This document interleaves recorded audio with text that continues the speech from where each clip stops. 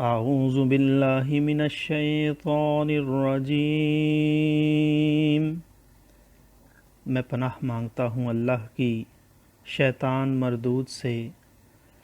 بسم اللہ الرحمن الرحیم۔ اللہ کے نام سے شروع جو نہایت مہربان رحم والا۔ وَلَقَدْ صَرَّفْنَا فِي هَذَا الْقُرْآنِ لِيَذَّكَّرُوا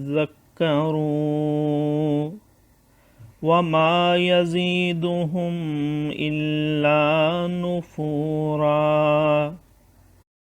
قُلْ لَوْ كَانَ مَعَهُ آلِهَةٌ كَمَا يَقُولُونَ إِذًا لَابْتَغَوْا إِلَى ذِي الْعَرْشِ سَبِيلًا۔ سبحانه وتعالى عما يقولون علوا كبيرا۔ تسبح له السماوات السبع والأرض ومن فيهن وَإِن مِّن شَيْءٍ إِلَّا يُسَبِّحُ بِحَمْدِهِ وَلَكِن لَّا تَفْقَهُونَ تَسْبِيحَهُمْ إِنَّهُ كَانَ حَلِيمًا غَفُورًا۔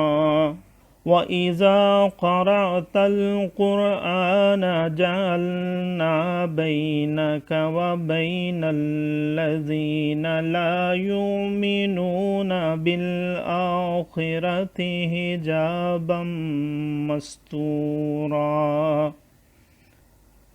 وَجَعَلْنَا عَلَىٰ قُلُوبِهِمْ أَكِنَّةً أَن يَفْقَهُوهُ وَفِي آذَانِهِمْ وَقْرًا۔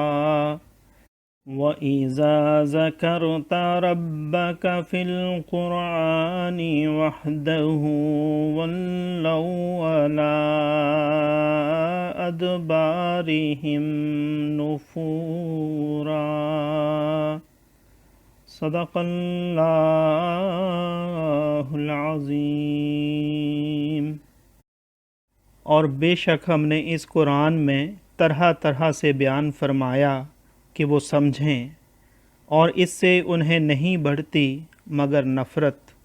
تم فرماؤ اگر اس کے ساتھ اور خدا ہوتے جیسا یہ بکتے ہیں، جب تو وہ عرش کے مالک کی طرف کوئی راہ ڈھونڈ نکالتے۔